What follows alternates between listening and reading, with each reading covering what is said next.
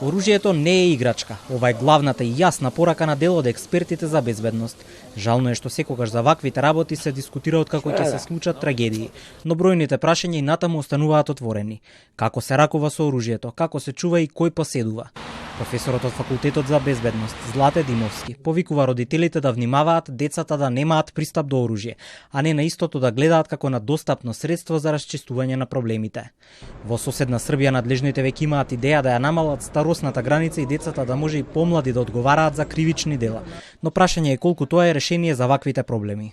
Очигледно дека во немање на одредени аргументи на оправдување, некој тоа го произнел дека треба така да се реагира.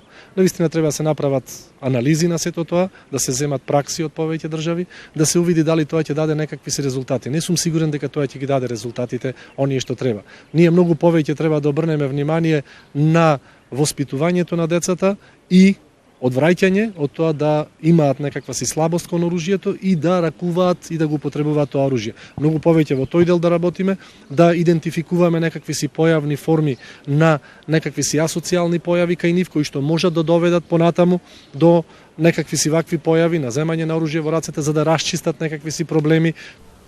Средство за одбрана и во некои случаи за напад. Оружјето е нешто кое што уште од минатото секој сакал да го има во својот дом, анализира професорот Димовски, но аномалии и системски пропусти доведуваат до проблеми за државата.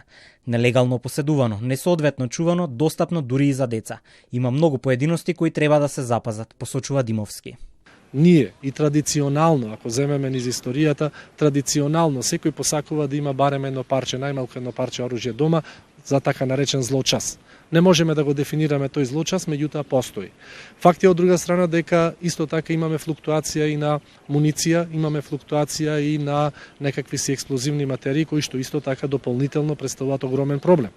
Прашавте колку се поседува, јас би рекол дека огромна е бројката, навистина е огромна бројката, имајќи ги во вид сите оние податоци кои што претходно ги собиравме, правевме анализа и се покажува дека огромен број на оружје кое што и тоа претежно на оружје кое што не е дозволено да го поседуваат по било кој основ граѓаните.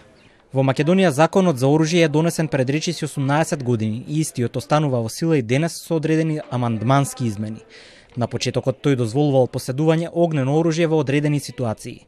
2 години по носењето на законот беше усвоен амандман со кој отстранета полициската дискреција за давање дозволи за огнено оружје за лов, пропишувајќи кои услови треба да се исполнат за да се добијат, но дозволите за самоодбрана останаа да се издаваат. Според информациите на спроведените анкети од 2018 година, има околу 180.000 регистрирани парчиња, но проценките се дека во земјава реално има над 450.000 парчиња нелегално огнено оружје.